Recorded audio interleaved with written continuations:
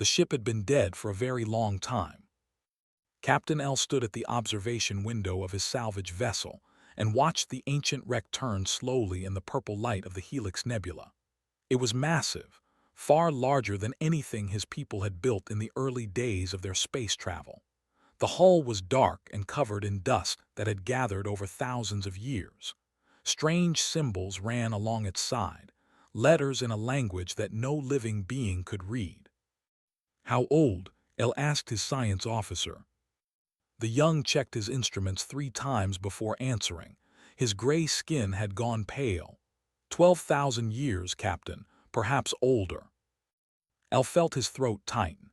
12,000 years. His own civilization, the Great Dominion, had only achieved space flight 8,000 years ago. They were taught from birth that they were the first.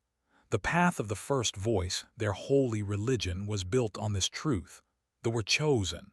They were the eldest children of the stars. But this ship was older. "We board it," El said. "Full team. Tell no one outside this crew what we have found." The boarding was difficult.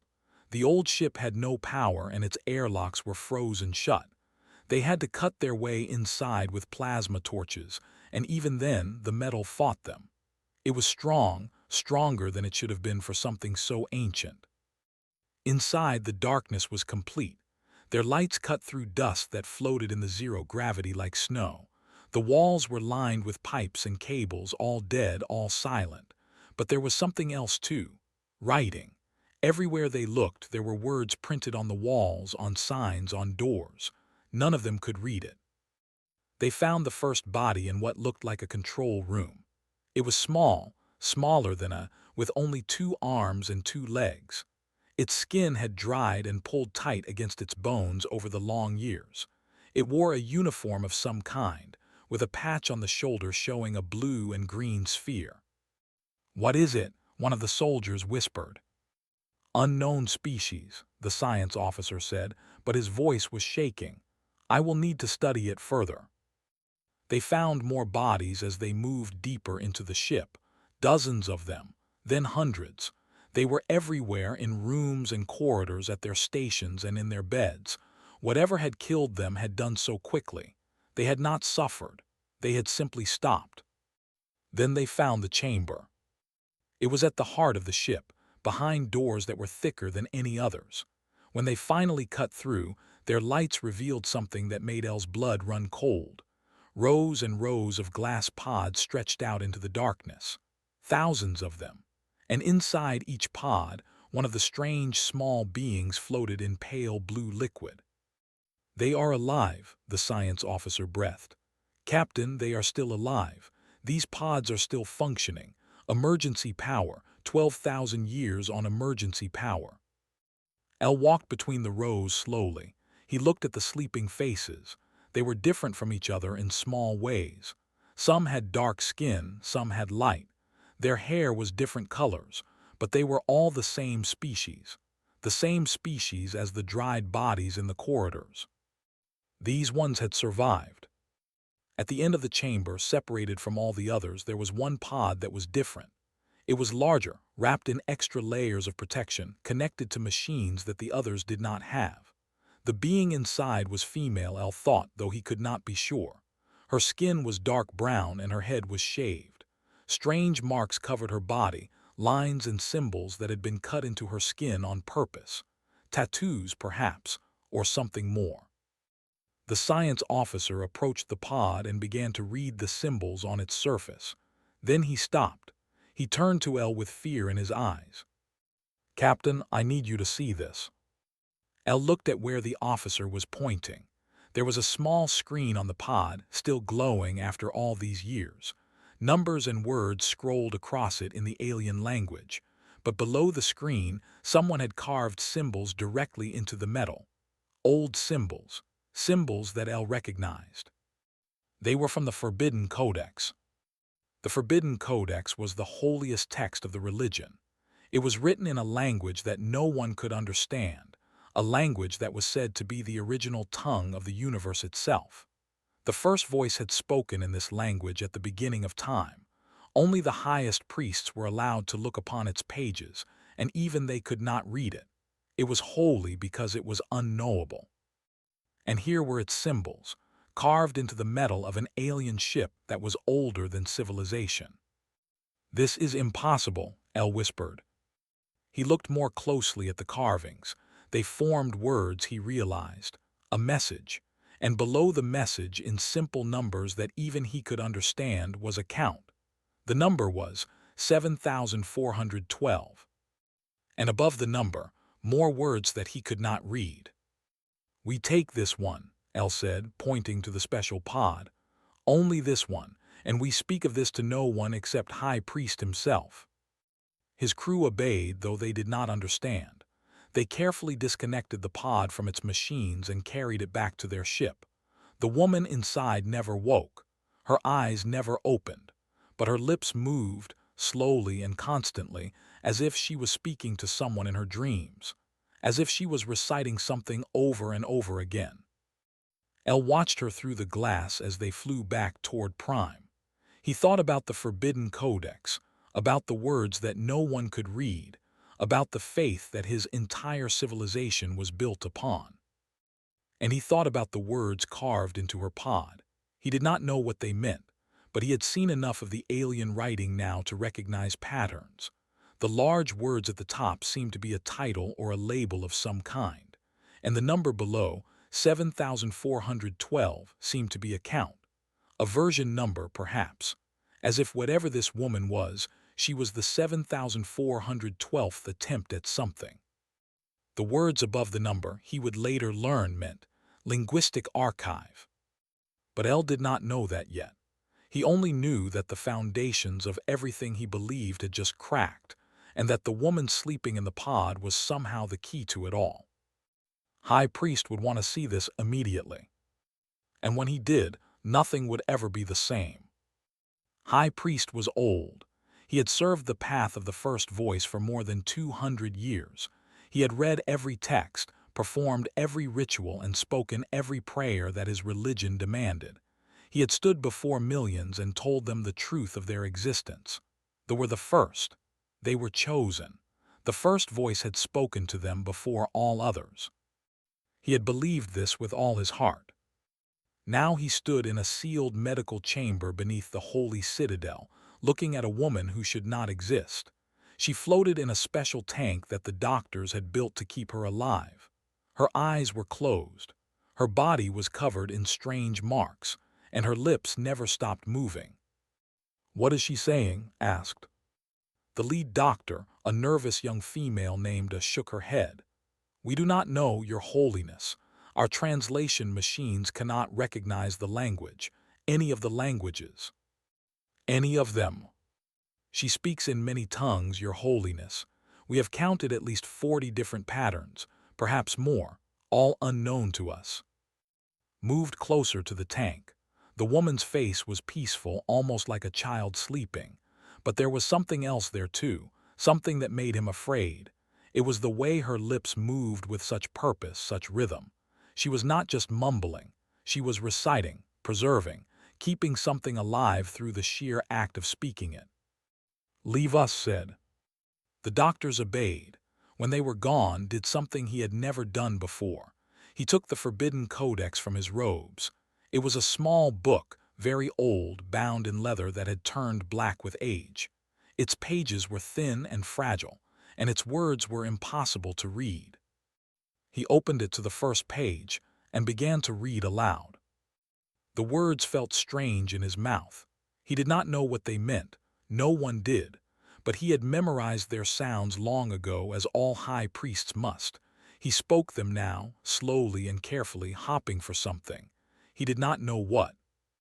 He read for hours. The woman did not respond. Her lips kept moving, speaking her own silent words. Grew tired. His voice grew rough, but he continued. Night fell outside the citadel. Still he read. On the 7th night, he reached a passage near the end of the codex. It was considered the most sacred of all, a prayer to the first voice itself. He spoke the words with as much reverence as he could manage. And the woman's eyes opened. Stopped speaking. His heart began to pound. The woman in the tank was looking directly at him. Her eyes were dark brown, deep and intelligent. There was no confusion in them, no fear, only a strange, sad clarity. Then she spoke. Her voice was clear despite the liquid around her. The machines must have been carrying her words somehow, and the language she spoke was the language of the forbidden codex, the holy tongue, the unknowable speech of the first voice. But she spoke it the way a mother speaks to a child, casually, easily, as if it was the most natural thing in the world. "You are pronouncing it wrong," she said. Dropped his staff. It fell to the marble floor with a crash that echoed through the chamber. He could not move. He could not breathe. His mind had simply stopped working. The woman raised her hand and touched the glass of the tank. The doctors had said she was weak, that she might never wake, but her movements were strong and sure. "The emphasis goes on the second syllable," she said, "and you are swallowing the consonants. It changes the meaning completely. You were not asking for blessing. You were asking for soup." She smiled. It was a small smile, tired and sad but real. "Do not feel bad," she added. "It is a common mistake. The early Indo-European speakers had the same problem." Found his voice. It came out as a whisper. "Who are you?" The woman tilted her head. I am a linguistic archaeologist, or I was 12,000 years ago. I assume some time has passed." 12,000 years, managed to say. Closed her eyes for a moment. When she opened them again, there was pain there. Deep pain, held carefully under control. "Then I am the last one," she said quietly. "The others did not survive. The ship failed, but the archive worked. I am still here." The archive looked at him with something like pity. "Your holy book," she said. "The language you call sacred and unknowable. It is called Proto-Indo-European. It is a reconstructed human language, an ancestor tongue that was spoken on Earth perhaps 6,000 years before I was born. We rebuilt it from fragments and patterns. It is one of 847 languages stored in my mind." Felt the floor tilt beneath him. "That is impossible." "No," said. "It is science. I volunteered for the Linguistic Archive Project when I was 23 years old. Humanity was leaving Earth, spreading out among the stars. We knew we might not survive. We knew our colonies might fail. And we knew that if we died, our languages would die with us." She pressed her palm flat against the glass. "Every human language carries the soul of a people," she said. "Their stories, their songs, their jokes, their prayers, their ways of seeing the world. When a language dies, a universe dies with it. We could not let that happen, so we created the archives. People like me, whose minds were modified to hold entire language families. We were meant to sleep until humanity was safe, then wake and teach what we knew." His legs finally gave out. He sat down heavily on the cold floor. "But you said Proto-Indo-European was reconstructed," he said. "It was dead even in your time." "Yes, dead for thousands of years, but we brought it back. We brought them all back. Every language we could find, living or dead, we preserved, because they mattered, because words matter." Looked at the forbidden codex in his hands, the book that generations have had, the words of the first voice that no one could understand. "How do you have this?" he asked. "How do your words appear in our most sacred text?" Was quiet for a long moment. Then she spoke, and her voice was gentle. "I do not know," she said, "but I can guess. Your people found something a long time ago, a human ship perhaps, or human remains. You took what you found and built a religion around the parts you could not understand." She looked at him with compassion. "You did not know," she said. "You could not have known, but the first voice you worship, the sacred words you speak without understanding, they are human. They were always human." Sat in silence. Above him, the woman who carried the words of his gods waited patiently. She had waited 12,000 years already. She could wait a little longer. Finally, he looked up at her. "What happens now?" he asked. Smiled that sad smile again. "Now," she said, "you have a choice. You can kill me, hide the truth, and let your religion continue as it always has. Or you can let me speak.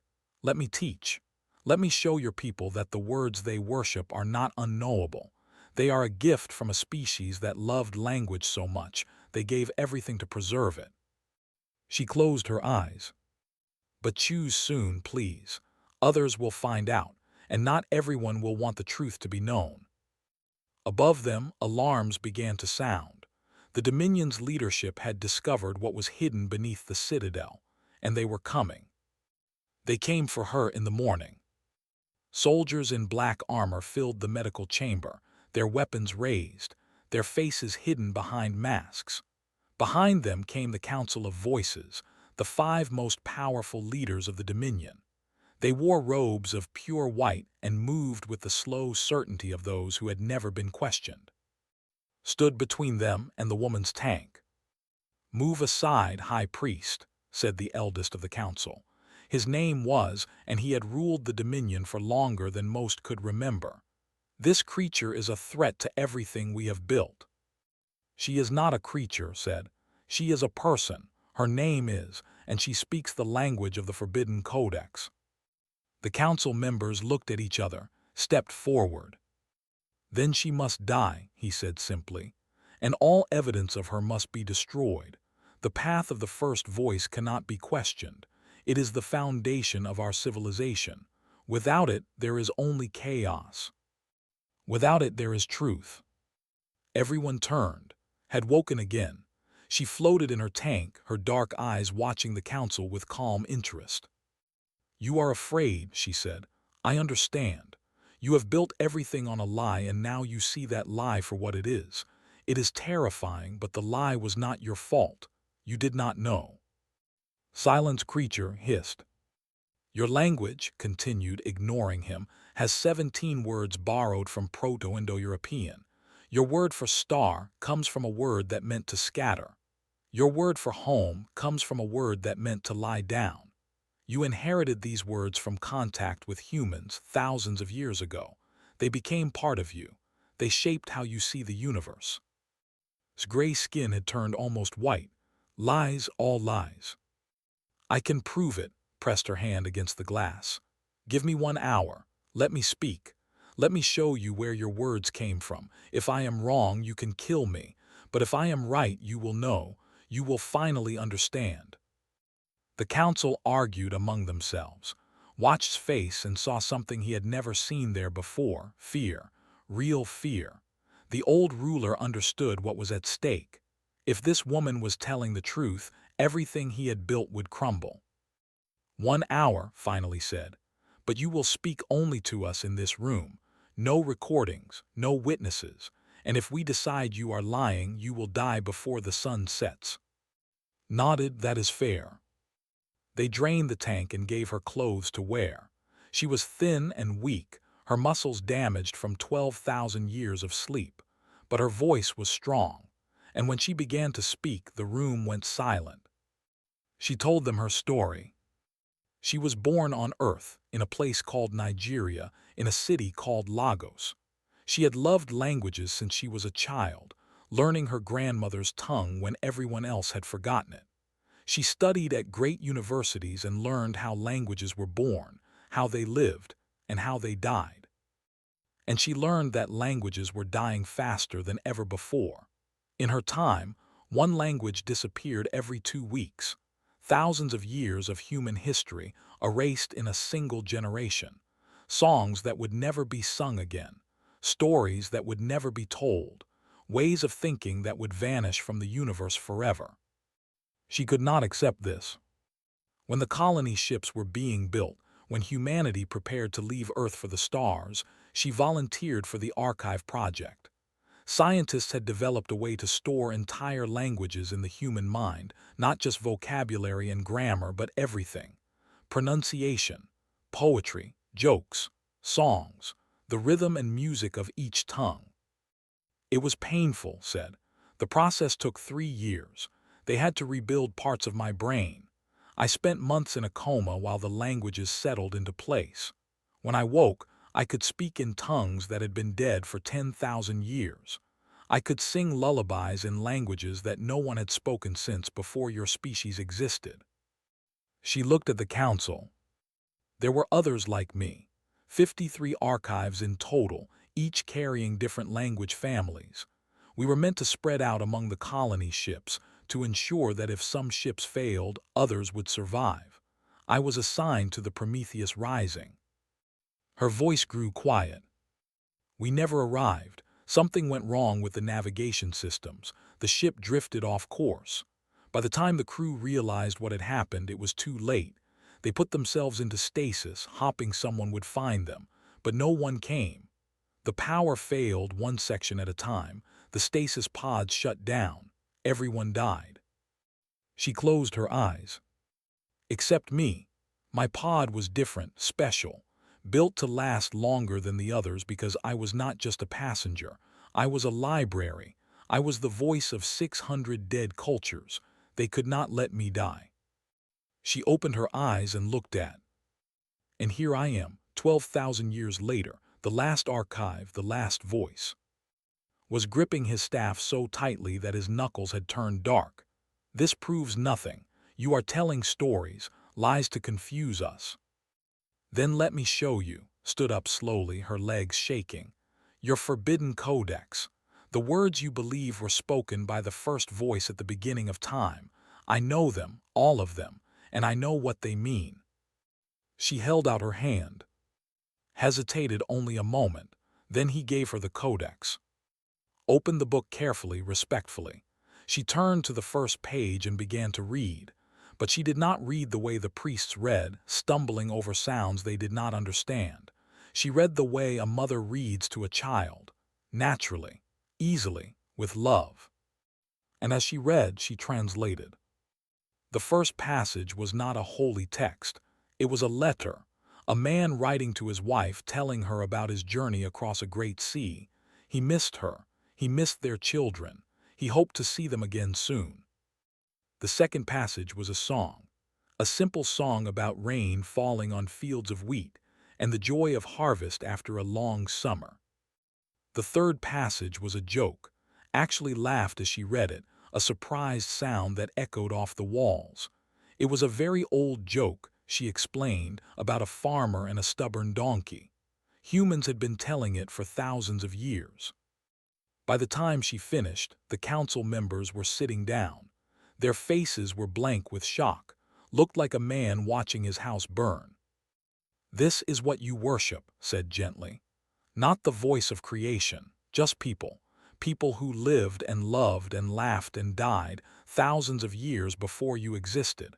People whose words you found and kept, even though you could not understand them. She closed the book. There is nothing shameful in this. You saw something beautiful and you preserved it. That is worthy of respect. But now you know the truth. The question is, what will you do with it? Stood up slowly. His face had changed. The fear was gone. In its place was something harder, something more dangerous. We will do what we must, he said. The truth does not matter. Only stability matters. Only order. If the people learn that their faith is built on human garbage, there will be chaos, wars. The Dominion will fall. He raised his hand, and the soldiers stepped forward. Kill her, kill the high priest as well. He has seen too much. Destroy all evidence, and we will never speak of this again. Looked at, she smiled at him, that same sad smile. It was good to speak to someone, she said, after so long, even if only for an hour. The soldiers raised their weapons. And then the lights went out. The darkness lasted only a few seconds. But when the lights returned, the soldiers were on the ground and the council members were surrounded by figures in gray robes. Young priests, dozens of them. They had come from every corner of the citadel armed with whatever they could find. Their faces were determined. Their hands were shaking, but they did not back down. One of them stepped forward. She was barely old enough to have finished her training, with bright eyes and a scar across her cheek. We have heard everything, she said. The woman's words were carried through the citadel's speaking system. Every priest, every servant, every guard heard what she said. The truth is already spreading. His face twisted with rage. Traitors, all of you, you will be executed for this. Perhaps, the young priest said, but the truth will still be known. You cannot kill everyone who has heard it. Stepped forward, he had not expected this. He had expected to die. But now, looking at these young faces, he felt something he had not felt in many years: hope. We must go, he said, all of us. They will send soldiers, real soldiers, not Citadel guards. We need to leave before they arrive. The young priests moved quickly. They had prepared for this, realized. They had been waiting for something to believe in, something worth fighting for. Was carried by two of the strongest among them, her body still too weak to walk far. They fled through secret passages that only the priests knew. Behind them, they could hear alarms beginning to sound. The Dominion was waking up to the fact that its foundations were cracking. They reached a small ship at the edge of the Citadel's landing area. It was nothing special, just a transport vessel used to carry supplies. But it could fly and it could reach space. That was enough. As they lifted off, asked to be brought to the communication systems, tried to stop her. You need rest, he said. You have been through too much. I have been resting for 12,000 years, said. I am tired of rest. I want to speak. That is what I was made to do. They helped her to the console. She activated the broadcast systems and began to speak. She did not speak in the language of the. She spoke in the holy tongue, the language of the forbidden codex.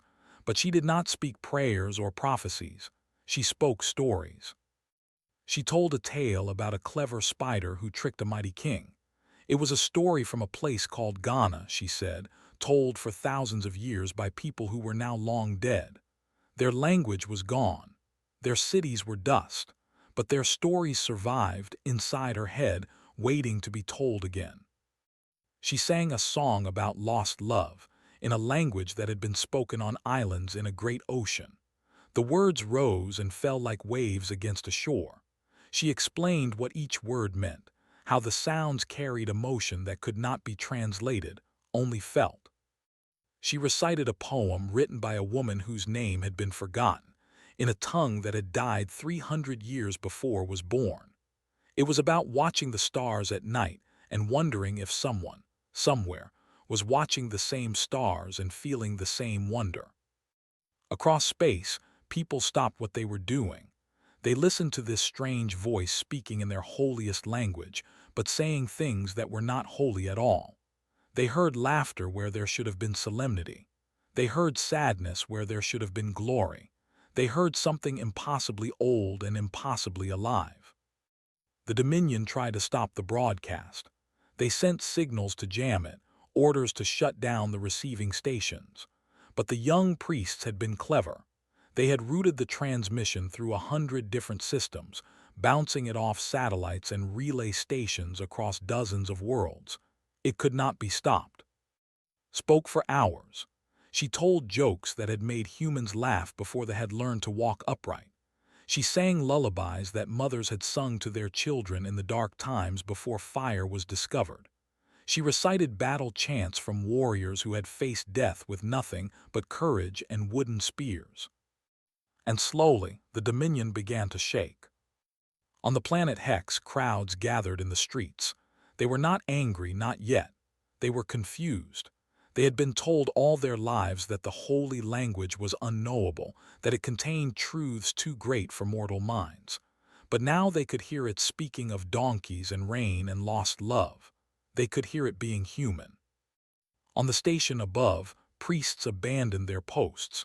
They had spent their lives reciting words they did not understand. Now they knew what those words meant, and they could not pretend otherwise. On the itself, ordered the military to find the escaped ship and destroy it. But many of the officers hesitated. They had families.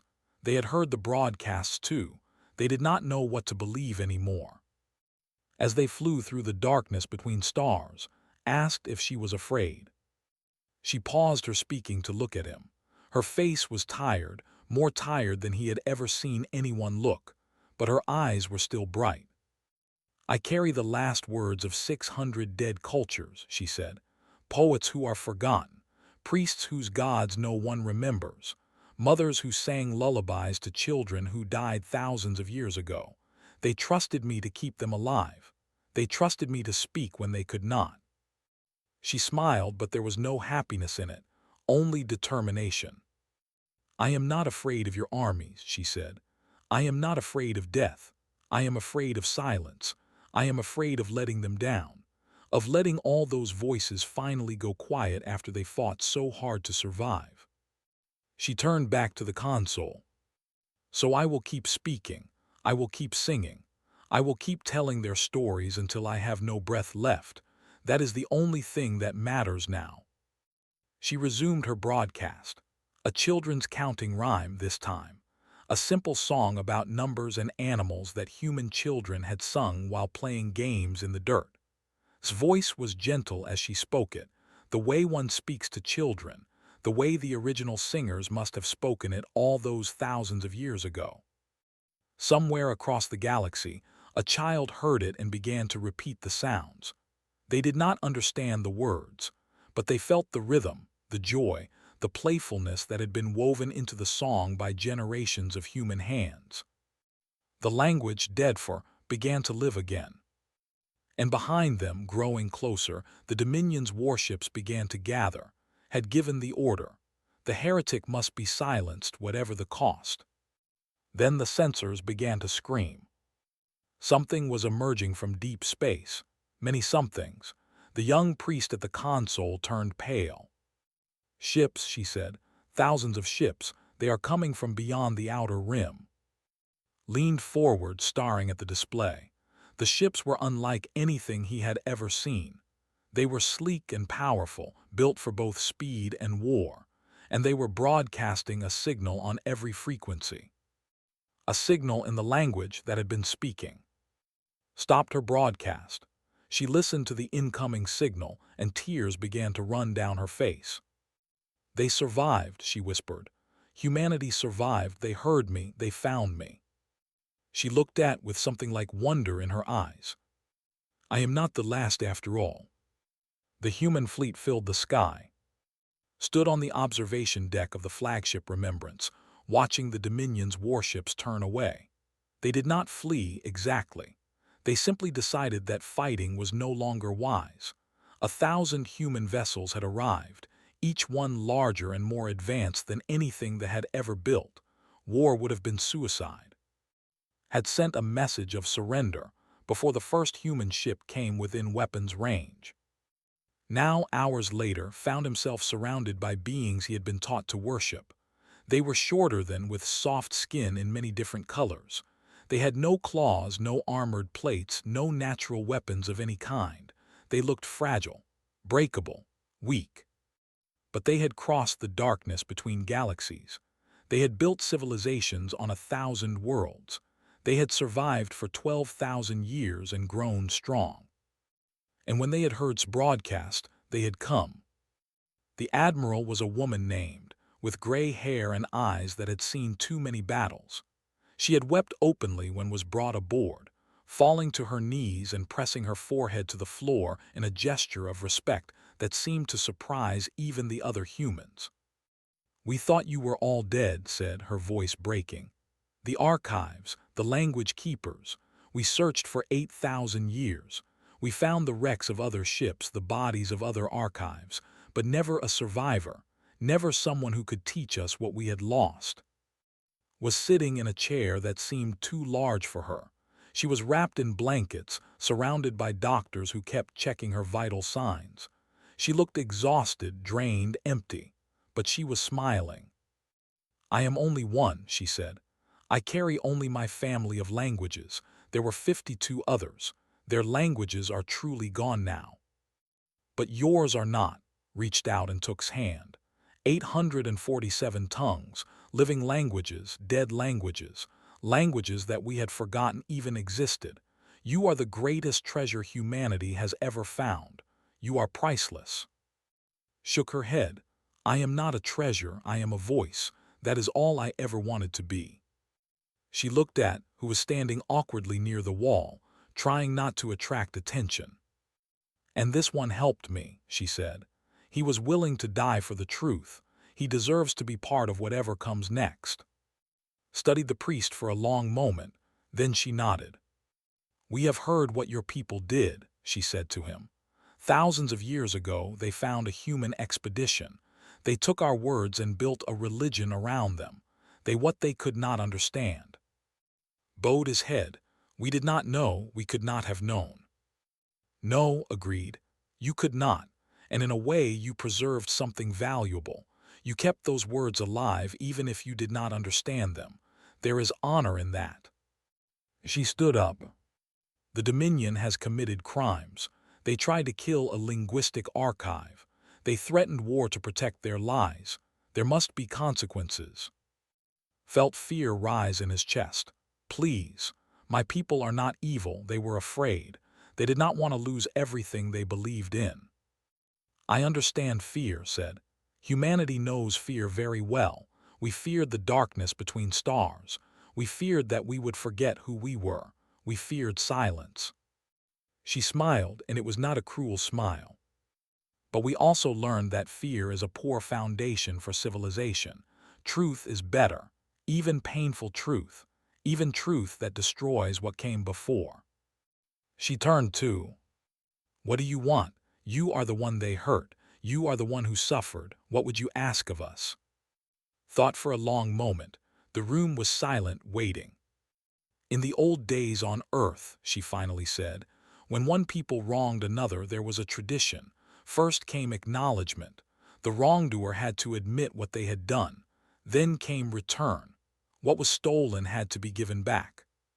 She looked at, "Your people built their world on stolen words. You took fragments of human culture and made them into something you could not understand. Now those words have come home, but they do not need to be taken away. They can be shared." She stood up slowly, pushing away the doctors who tried to stop her. "Let me teach," she said. "Let me speak to your people and human alike. Let me show them what these words truly mean. Let the languages that were stolen become bridges instead of walls." Admiral nodded. "It will be done." And so it was. The negotiations took many months, and the old council were removed from power, replaced by younger leaders who were willing to face the truth. The path of the first voice did not disappear, but it changed. It became a religion of learning, of understanding, of reaching across the darkness to touch other minds. Became the most famous being in known space. She traveled from world to world, human and speaking in tongues that had been silent for. She taught children to count in languages that had been spoken before the pyramids were built. She sang love songs in words that had never been written down, preserved only in the minds of people long dead. And always, everywhere she went, people listened. On the day of the great gathering, the largest crowd ever assembled came together on Prime. Millions of beings, human and alien, stood side by side in the ancient plaza where the forbidden codex had once been read aloud by priests who did not understand a word. Stood before them. She was healthier now, stronger. The doctors had done their work well, but there was still something fragile about her, something that reminded everyone who saw her of how close they had come to losing her forever. She began to speak. It was not a prayer. It was not a speech. It was a nursery rhyme, a simple song about animals and colors and the joy of being alive. It had been sung by human mothers to their children for 12,000 years, passed down from generation to generation, changing slightly with each telling but always keeping its heart.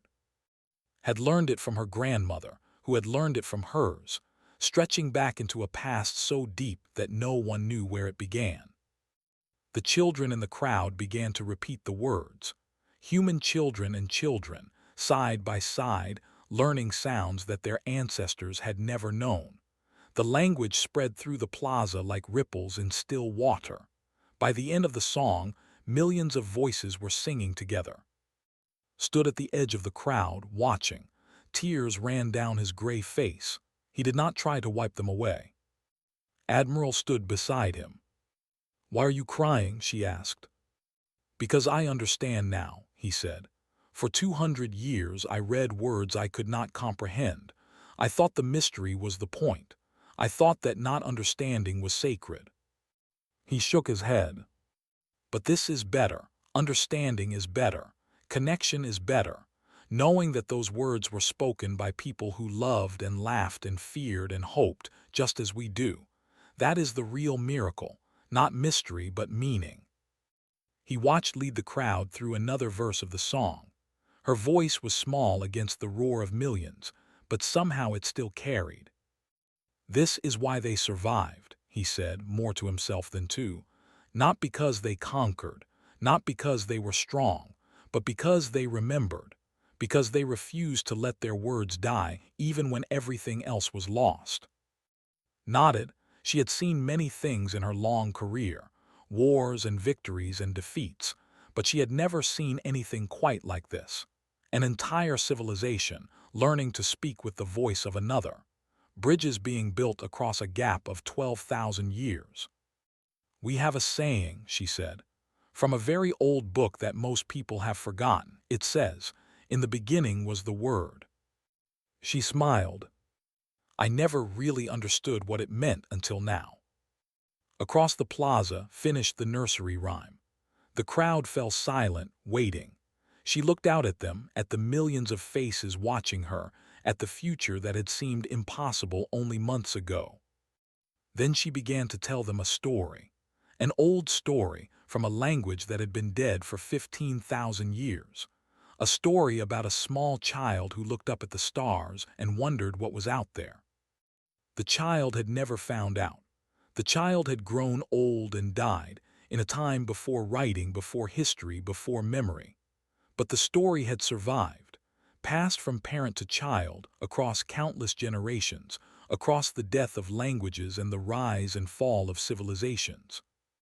And now it was being told again, after all this time, in a plaza on an alien world to an audience of millions.